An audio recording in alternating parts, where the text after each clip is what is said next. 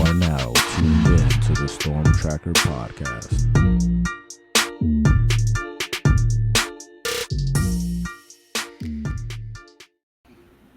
Welcome back, family, to the Storm Tracker podcast, tracking the storm that is the Miami Hurricanes.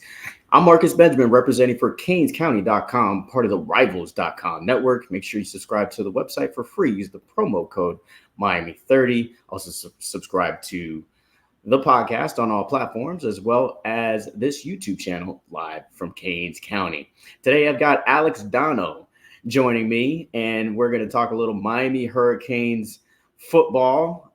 I don't know if either of us have recovered from what happened on Friday night between the Canes and the Hokies, but we're going to talk a little bit about that game, which may go down as one of the classics in this program's history, and then kind of look ahead to what needs to be fixed with this Miami Hurricanes football team to continue this 5-0 undefeated run so far. Thanks for joining me today, Alex. It's my pleasure, Marcus. And yeah, I'm barely recovered. I had several panic attacks during that game, especially in the fourth quarter. In fact, during that replay process alone on that final play, the replay was about, I think it was 7 minutes. They were looking at that. My entire life flashed before my eyes about 7 times. It was just unbelievable drama. And I'm happy that they ultimately, I strongly feel that they got the call right. I know a lot of people are upset about it, whether they be just Miami haters or just people who understandably wanted to see the underdog win in dramatic, because I get that. If you're watching it as if you don't have allegiance to either team, it would be a great story for the huge underdog to defeat, number 7 at the time on the road. I get it, but man, I thought they ultimately got the call right. And I don't know if I've ever felt that relieved in my entire life. Yeah, absolutely. I felt like they got the call right as well. Most people may call us homers in that respect, but if you're looking at it just from a football perspective, the Virginia Tech player never had possession of the ball, and I was flabbergasted to see the refs call it a touchdown. The fact that they called it a touchdown, I feel like made it more controversial than it really needed to be.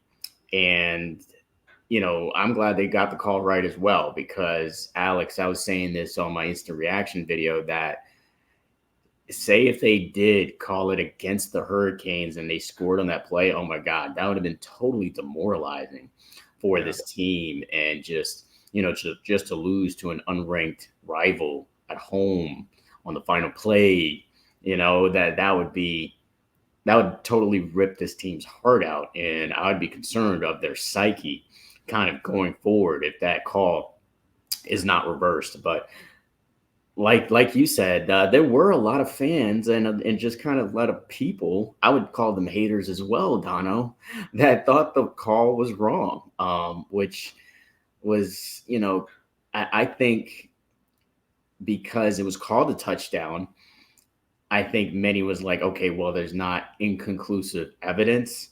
But the inconclusive evidence was on the video. I mean, you could see clearly that it wasn't a touchdown, never had possession.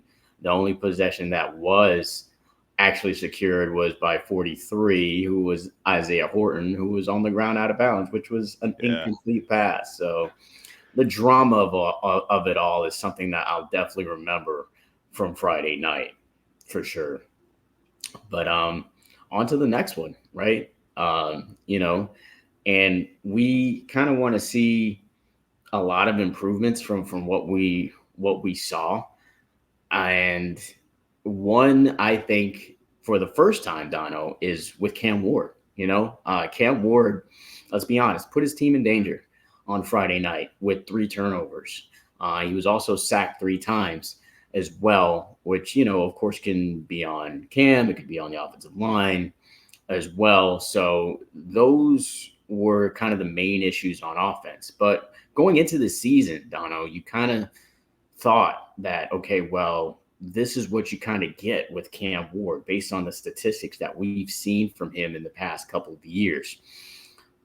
Anywhere from about 30 to 40 sacks, and maybe close to around 70 sacks taken in the past, 2 years, which is a ton. Obviously, he's playing against a better offensive line But like you mentioned in your After the Storm piece on CanesCounty.com, this is kind of what you get with Cam Ward. So should we be concerned going forward? And is this type of play from Ward sustainable?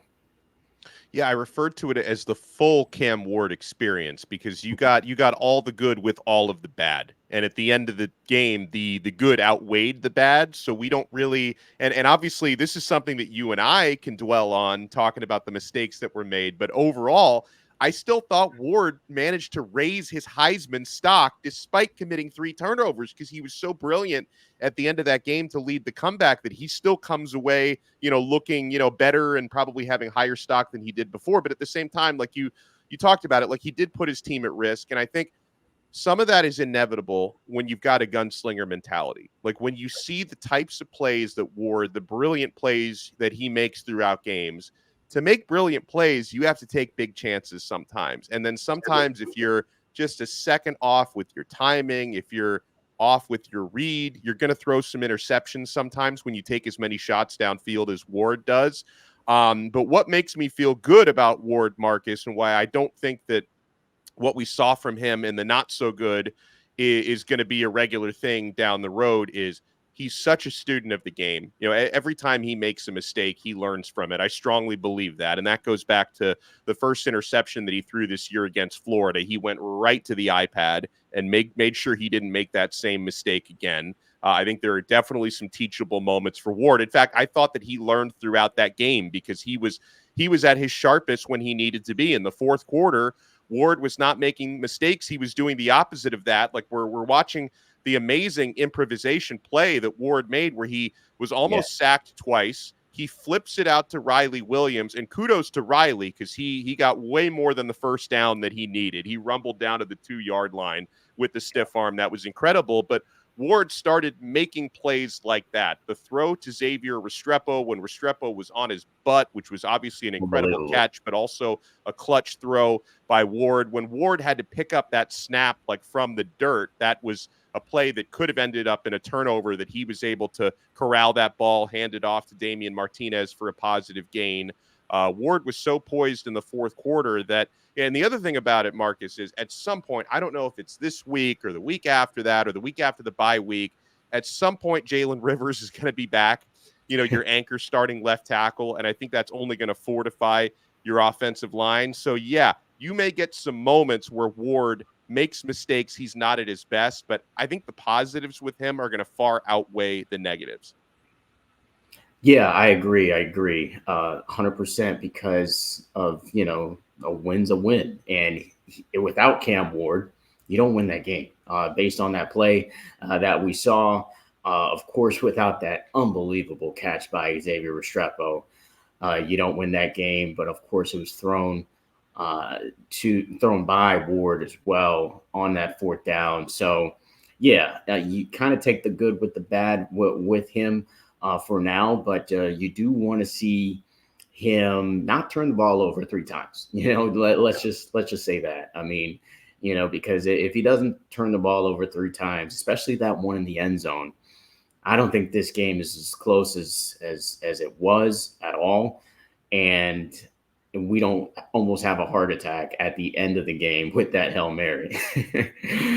When you think about that interception that he threw in the end zone, in the red zone, that ended up being a 14-point swing because on the previous play he'd thrown a touchdown pass that they overruled for a very questionable holding call on Markel Bell.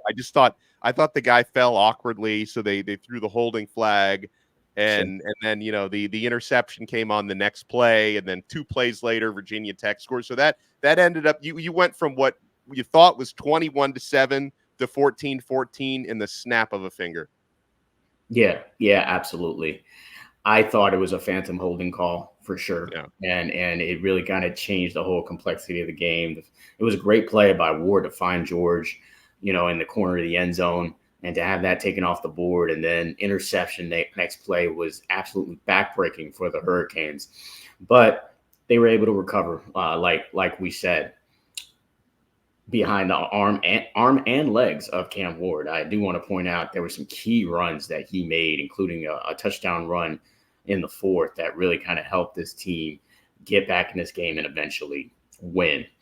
Let's go to the other side of the ball, though, Donno, because for the first time, the Canes did look vulnerable, defensively. There was a lot of missed tackles, over 20 missed tackles in this game, very uncharacteristic of this team this season. Kiko Mauanoa probably had his worst game as a Miami Hurricane from what we saw. And according to Pro Football Focus, go to canescounty.com for the full list of grades and snap counts for every player on offense and defense. Make sure you're a subscriber in order to see that story. Mish Powell also, I thought probably had his worst game as a Miami Hurricane as well. So what's your perception now kind of this defense and what do you see that kind of needs to be fixed in order for them to continue this ACC championship run? Yeah, I mean, this was the first game when a lot of the preseason concerns we had about the defensive secondary seemed to be confirmed. I thought that there were some soft coverages, too much ball watching, some blown coverages. So the secondary had held up earlier in the season, but a lot of that was against less talented quarterbacks and receivers, and also with a little bit more of a pass rush. Like Miami ended up with pretty decent stats in terms, I think they ended up with 6 tackles for loss and 2 sacks in the game, but it didn't feel like they were nearly as consistent, and they lost some guys to injury during the game. So it didn't feel like you had nearly as much consistent pressure. And also Kyron Drones, like for as many amazing plays as Cam Ward made, Drones had hit a handful of just unbelievable plays outside the pocket and kind of caught Miami's defensive secondary unaware. So there's definitely some stuff that I'm a little bit more concerned about with the defensive backs that, I have to wonder, hopefully, and I trust Lance Guidry to make adjustments and Chevis Jackson and company to coach up the players. So hopefully, but I think some of that maybe inexperience was exposed in this game in a way that it wasn't. So I don't know if this is as fixable, but in terms of the tackling, I've got to think that's fixable, Marcus. When you look at, you mentioned over 20 missed tackles. I believe there were 21 missed tackles in this game after they missed 22 combined tackles in the previous 4 games. That feels like an aberration to me to miss 21 tackles in this one game. And, you mentioned Kiko. I don't expect Kiko to play that poorly again this year. I don't expect Mish, who did get an interception in the game, but outside of that, I don't expect him to play that poorly again this year. So hopefully, sometimes you're going to have off nights. I mean, even the 2001 team had, a couple of off games. Boston College against Virginia Tech, they had a closer game than expected that year. So that sort of stuff is going to happen. So I'm hoping the tackling is fixable. In terms of the defensive secondary, I'm a little bit more concerned, but I don't know the injury statuses of all the guys who left the game on the defensive line, but we did hear on Monday morning, Mario Cristobal said it, and I know his injury information is not always 100% reliable, but Right. he did, in no uncertain terms, Cristobal said Ruben Bain is a go this week.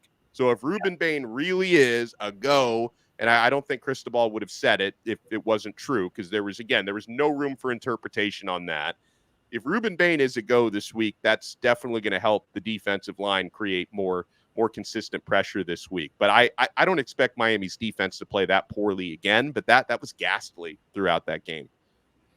Yeah, I agree with you. Hopefully Ruben Bain does return this game. I can't 100% believe Mario Cristobal because he said Jalen Rivers was going to return 2 weeks ago, and he's still now it still hasn't returned as of yet from his injury. So I'm hopeful because I did see Ruben Bain doing full sprints before the game on Friday night from sideline to sideline. I want to say he sprinted full speed. I want to say about 10 times, just kind of back and forth. So it does give me hope that he indeed is going to play, and they're going to need that pressure in this next game because I feel like pressure was kind of missing in this game against Drones. I feel like they needed to blitz to get pressure, and that kind of opened up some holes in the defense, and Tech was able to kind of take advantage.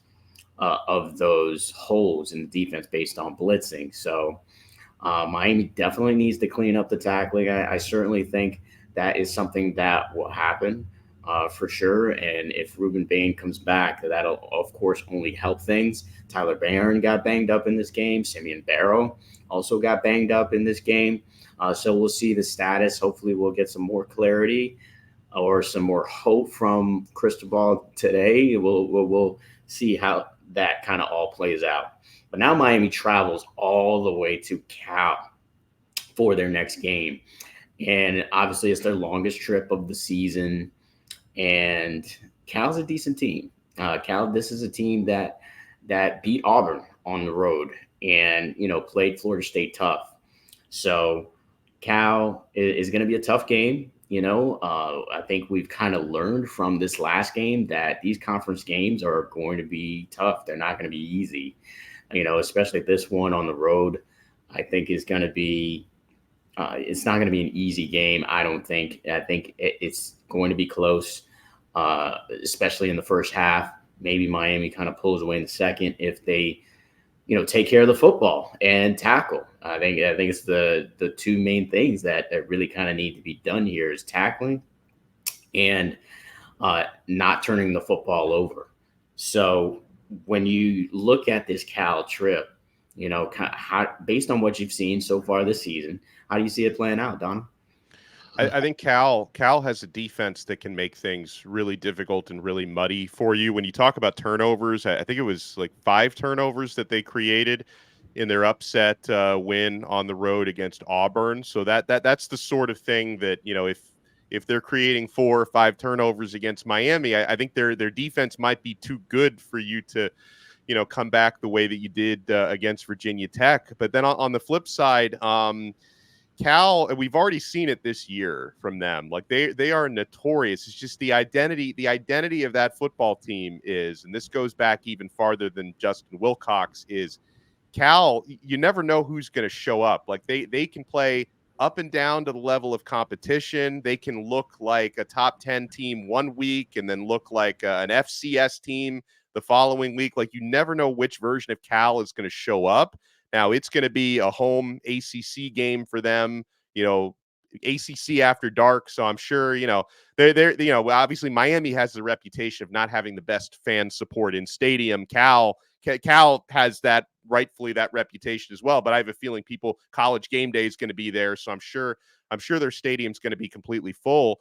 But they've got some players on their offense, Marcus, that could give Miami problems. If Miami still has trouble tackling, Cal's coming off a bye week. And, the guy who I looked at as their most talented offensive player who hasn't really lived up to that so far this year, but I think he's been playing hurt, is Jaden Ott, their star running back. But, he's had now an extra week off to heal from some of the injury issues that he had. So Ott may be finally at his best this year. And if you're having trouble tackling, that guy can roast you. Their quarterback, Fernando Mendoza, like he's not lighting up the stat sheet, but he's been playing pretty well. He's been playing efficiently. And this is a South Florida kid, Columbus, who I don't really think Miami recruited him. So he's going to be extra motivated playing this game against, the team from his hometown. So, if you can expect like sometimes, Marcus, and this happens a lot to Miami because Miami is basically the de facto national championship game for a lot of teams on their schedule. You just have to assume Cal is going to play their best game of the season this week. The same way you saw Virginia Tech played by far their best game of the season so far against Miami last week. I think you're going to get Cal's best shot this week. So as long as Miami doesn't play their worst game, because they played their worst game last week, I think the Hurricanes have the talent, too much talent to win this game, because I think Miami's defense maybe has an opportunity to kind of get right, because I don't know how Cal only scored 9 points against Florida State. That seems like an aberration compared to what other teams have been doing to the Seminoles this year. But this could definitely be a tough game. If Cal is at their best and Miami is at their worst, that team is going to beat you. And so I think, Marcus, if anything, it was probably a good thing that Virginia Tech performance just happened, because the odds of that happening 2 weeks in a row to me are pretty slim. Yeah, I definitely agree with you there. I think you hit it right on the head when it comes to turnovers. California is number 3 in the nation in turnover margin. Okay, so that's something to definitely be concerned with. And I agree with you again about last week. The fact that turnovers were an issue in this game against Tech, I think, puts a heightened sense of awareness of how just critical just holding onto the football will be, for the next for the rest of the season. And yeah, Mendoza, I know his dad, I know the little brother as well. I've watched these kids grow up, basically from freshmen. And I'm so happy to see Mendoza, get that offer from Cal late, and for him to be starting and doing his thing over there in Berkeley is really nice to see. What I saw though from the Florida State game is that he was sacked about 6 or 7 times in that game. I think that's kind of the key there. And against Auburn, he was sacked just twice. So to me, that's kind of the difference in the game for me. I think if Miami is able to get pressure on Cal, then I think Miami can easily walk away with a victory. Of course, if they take care of the football. The other thing about Cal is that they're 84th in rushing offense. And Miami's kind of struggled a little bit when it comes to running the ball as well. So it seems like this is a game that's going to come down to third down conversions, which Miami is still number 1 in the nation at, by the way. But when it comes to third down conversions, and they also still have the number 1 passing offense as well. So, despite the blunders from last week, this is still a team that can move the chains, and they're going to need to move the chains on the road.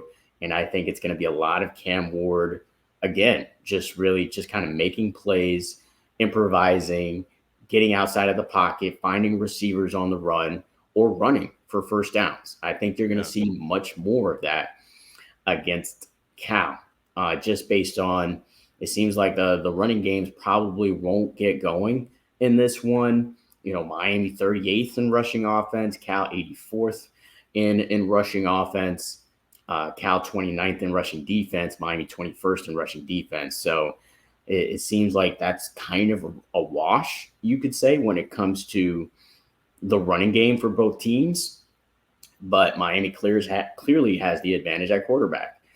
So I think it's really going to come down to Cam Ward making plays, which we've seen from him all season, and Miami getting to Fernando Mendoza and really kind of, putting pressure on him and getting him on the ground for sacks. So if Bain indeed does come back this week, it will be really well welcomed by this Hurricanes football team. So now let's think long term, Donno, because going into this game, there was talk of Miami going undefeated, right? And I think, of course, that's still on the table. They're 5-0, and the schedule not as tough as others for sure. Georgia has a really tough schedule. Florida, really tough schedule. When you compare that to Miami, it doesn't seem as challenging. So, based on what you saw so far, do you think Miami legitimately still can run the table here? I believe they can. I still circle, and I know that they just lost Saturday, but I watched the game, and they were a few self-inflicted wounds away from potentially winning. Louisville to me is the toughest game on the schedule. I think they've actually outperformed my expectations for them preseason. That's a really fast, physical, well-coached, pretty well quarterbacked team this year with Tyler Shuck, who's got Jeff Brom, the quarterback whisperer, managing things for him. And they were in it against Notre Dame. Obviously the Fighting Irish pulled it off at home like a lot of people expected that they would, but a couple fewer mistakes and it could have been a different game potentially in Louisville's favor. So as the certain games don't look as challenging as we thought they would, like Florida State, but it's still a rivalry game. So I don't rule anybody out in a rivalry. But outside of that, Syracuse looks beatable. Duke is actually 5-0. That Miami should still win that game at home, but Duke looks a lot tougher than we thought they would preseason. Georgia Tech has been a Jekyll and Hyde team this year. Like Miami just needs to play mistake-free football. They should be able to get that revenge win, after what happened last season. So it's like, really, to me, you know, as long as Miami plays well throughout the rest of the year, I think you could still be looking at a 12-0, maybe 11-1 regular season team. But, you know, obviously this is assuming they clean up some of their mistakes, because if they keep missing 20 plus tackles a game like they did against Virginia Tech, you're definitely not going to win every week. So, but yeah, I mean, based on the way that the schedule is playing out, like it's looking like almost a cakewalk the rest of the way, as long as Miami performs to their potential. Yeah, I wouldn't go that far as say cakewalk, you know, Almost a cakewalk, I said. yeah, but I think it comes down to two guys on offense for me, Cam Ward and the X Factor, Xavier Restrepo. I mean, we saw it on that final drive against Virginia Tech, just how valuable those two players are. Because this Hurricanes team doesn't beat Virginia Tech without, you know, those two players on the field healthy. So got to see those guys healthy throughout the season. If that happens, I think Miami has a great chance still to go undefeated and to win the ACC.